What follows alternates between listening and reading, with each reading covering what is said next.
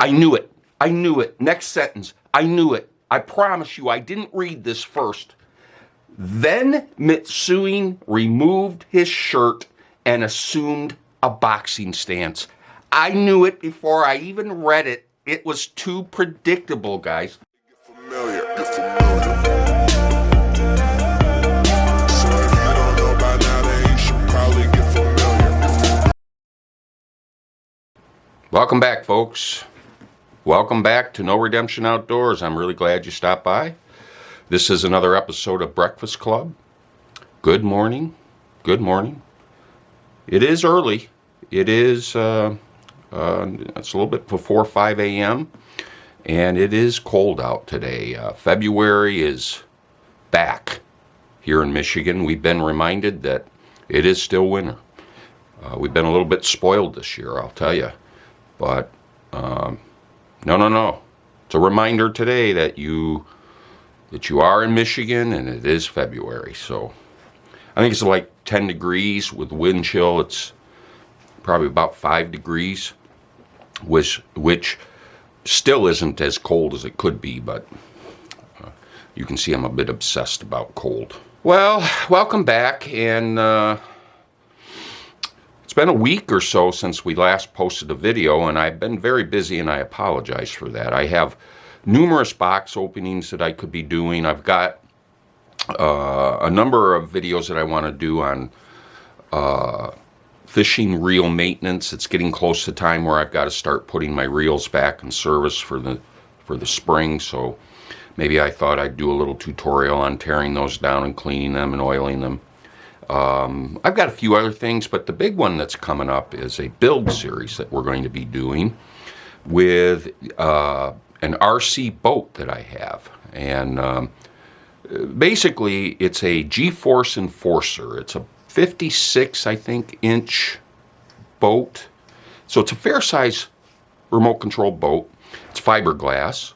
It has a like a weed whipper, or a Homelight. I think it's a Homelight 26cc 4-stroke motor in it. And so what we're going to do, this thing has basically been sitting on my shelf for the last 5 years. It hasn't been started. I've had it for about 15 years, but it hasn't been started in the last 5 years. So what we're going to do is we're going to pay a visit to a local RC store, and we're going to have it evaluated, and then we're going to create a build list of parts. And what we're going to do is mod this boat up and get it running, soup it up. There's a local wrap. I don't know what you call it, but you know, the wraps that you put on your car or on your boat. There's a local shop that does those, and so I'll take it over there and get a customized wrap made for it. I think that'd be really cool. And I'll tell you, when we get to that point, I'll be looking for some suggestions on some designs. I have in my mind the logo for No Redemption Outdoors being on the top, on the deck of this boat. It's a offshore racing style RC boat. It's really cool, and so we're going to do a series of videos as we go through that entire build series. That's actually being orchestrated right now, so that'll be coming soon.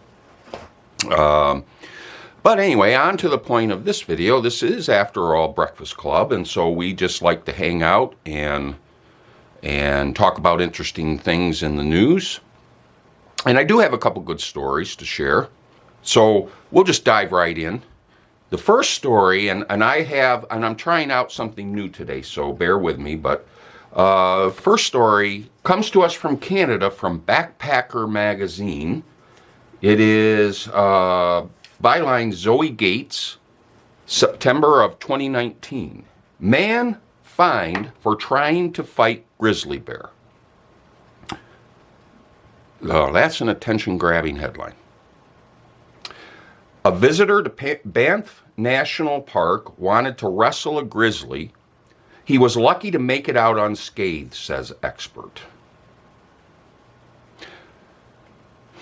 All right, let's continue on. There's so much I could say right out of the gate, but Let's see what this is all about. So, a case involving a man taunting a grizzly bear in Banff National Park in 2015 finally came to trial last week after the defendant missed 2 previous court dates. The judge fined Devin Mitsuing, who was seen yelling and throwing rocks at a grizzly beside a park road. He fined him 4,000 Canadian. I'm trying to imagine what this picture must have looked like, what this scene must have looked like. How much you want to bet? I'll bet you this guy wasn't even wearing a shirt. It is like that every time when you see cops on TV. The criminals never have shirts. I'm going to lay money this guy didn't have a shirt on while he was taunting this bear. Okay, let's go on. According to witnesses, Mitsuing had a companion pulled over beside the Icefields Parkway and began shouting at the young grizzly. Photographs of the incident show the distance between Mitsuing and the bear to be no more than a handful of yards. I knew it. I knew it. Next sentence. I knew it. I promise you, I didn't read this first. Then Mitsuing removed his shirt and assumed a boxing stance. I knew it before I even read it. It was too predictable, guys. Oh, my God. What kind of drugs were involved here? Does anybody remember about 10 years ago, there was this internet meme, commercial, whatever. I think it was for a tuna company selling tuna fish. I don't remember, or maybe it was salmon, but this commercial showed this bear boxing with a fisherman. And it was quite funny, and this is what comes to my mind when I look at this article. Continuing on, this falls into the category of stupid human tricks. You think? Where people out of sync with nature put themselves and wildlife at risk for a coveted selfie or a photo with a bear. Go to the zoo, man. Good heavens, you don't pick a fight with a grizzly bear. Have you read a newspaper? Money from Mitsuing's $4,000 fine will go towards Canada's Environmental Damages Fund, which fund conservation and environmental restoration projects. I'm going to make a suggestion to this fund that they add some kind of mental health organizations to their list of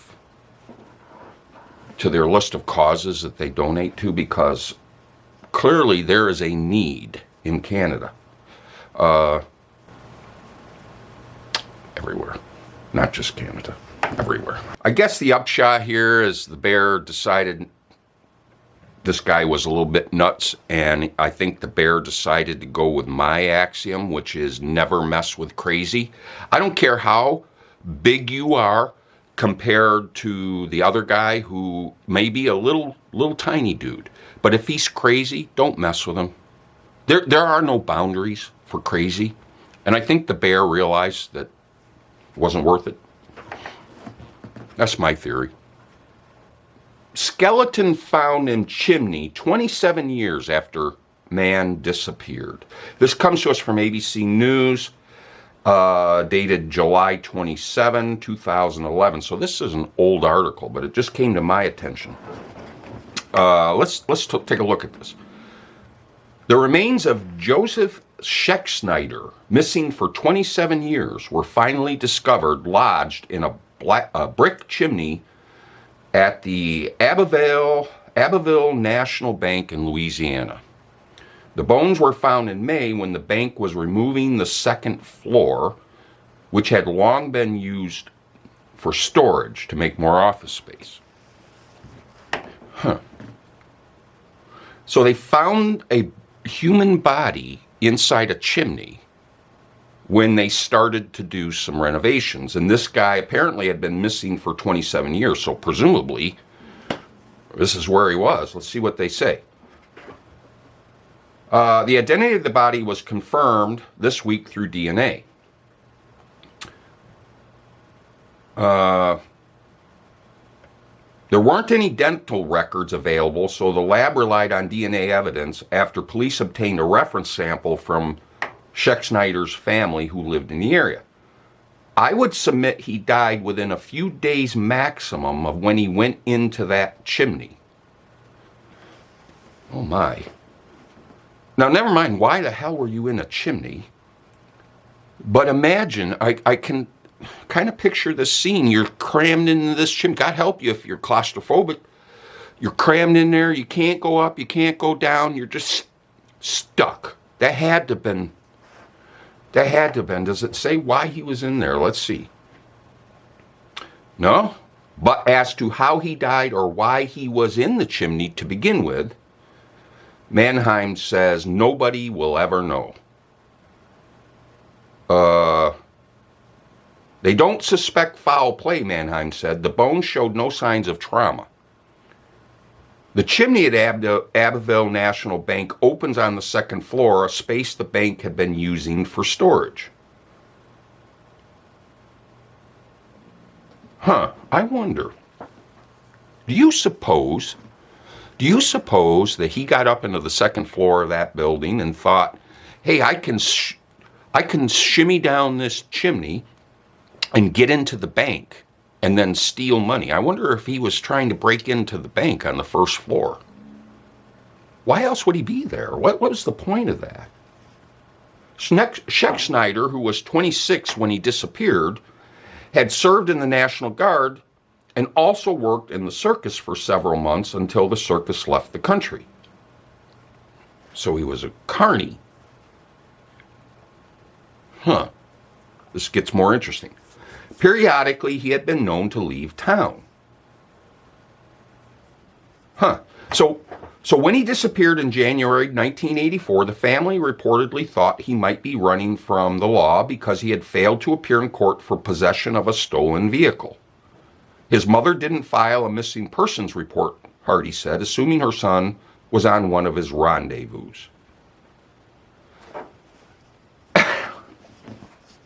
Okay, there were I had some questions before I read that, but I think I've just answered my own questions by reading that.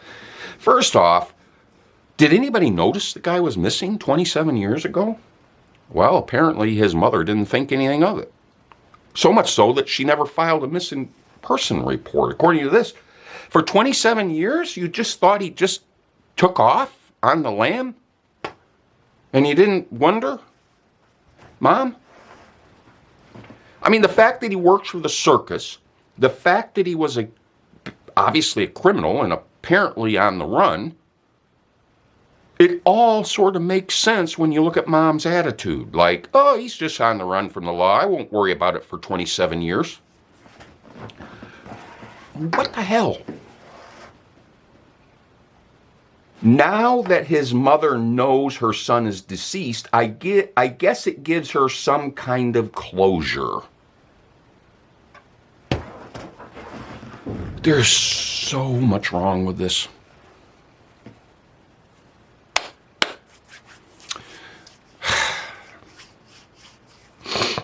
Mother of the year. Mother of the year. Your son's missing for 27 years. Anyway, what a horrible scene, because this guy was wedged in. Can you imagine that? I'm not really claustrophobic, but that just, that sends shivers down my spine. Now, let me tell you why this hits close to home. And this is humorous. This harkens back to my youth. 13 years old. This is an infamous story, by the way, within my family. 13 years old, and for some reason, on this particular winter day, much like the winter day we're having today, I decided that I needed to get on the roof of our house. Now, my best recollection is I was getting up there to perhaps get snow and ice off of the house, because I think there was a fairly significant ice dam had built up, and I thought, well, I'm a 13-year-old genius. I'm going to get up on this ladder. I'm going to get up there and get rid of this snow and ice.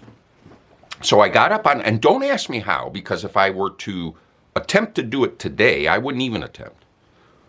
But, you know, so the ladder stayed in place long enough for me to go up on the roof. And then, as you would expect, with the ice and snow, the ladder proceeded to fall, with me stuck on the roof. And I yelled and nobody came out and nobody heard me, and I'm stuck up on the roof, and I probably could have jumped off of the roof, but 13. So I didn't try that. So I thought, well, I'm going to yell down the chimney. That'll get somebody's attention in the house. Surely they'll hear me. And then come out and put the ladder back up. So I start yelling down the chimney. No answer, nothing. I'm just stuck up there. I don't even know how long I was up there, probably a good half hour. And all of a sudden, from up on the roof, I can see my dad driving up the road, and all of a sudden he comes into the driveway and rushes to the backyard. Up comes the ladder. And, you know, yay, I'm saved, right? But it turns out that my siblings, and I'm not sure which one, but I have my ideas, called my dad and told him that I had gotten stuck in the chimney. And rather than call the fire department, he decided to come running home first, thankfully, and discovered that, in fact, I was not jammed into the chimney like this dude in the bank. I was just up on the roof yelling down, but I don't remember particularly, but I imagine there was some punishment that ensued. I probably blocked it out, I'm guessing. I don't know. But it's kind of humorous and at the same time scary, because picture yourself wedged in a chimney and dying that way. What a horrible thought. But, you know, Mom was right on top of it. It's no wonder the guy died, Pete's sake. Well, anyway, enough of that. I guess it's time to get to work. We got stuff to do. I imagine you guys do too. As always, I've enjoyed hanging out, though. And I appreciate you stopping by, and watch for that build series. It's coming. And that thing's going to be awesome when we're done. Yeah, I think I'll do a video just to introduce you to the boat. Just show you what it is, what we got, and then maybe give you a little bit of a context for what I'm talking about. But I'm really excited about that. And it is mid-February, so spring is getting close. Soon we'll be doing spring, and I can't wait. There's, you know, a severe case of cabin fever has set in. So, all right, guys. Well, with that, I will invite you to like and subscribe below. Make sure you hit the notification bell. Visit us over on Instagram. We always appreciate you there. Please follow us. Stop by and comment on our Facebook page. And, of course, you're always welcome to send an email.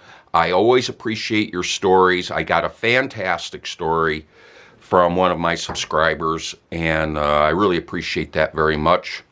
Yeah, make sure you drop us a line and share the news. Thank you so much for stopping by. We very much appreciate it. And until we meet again, folks, take care.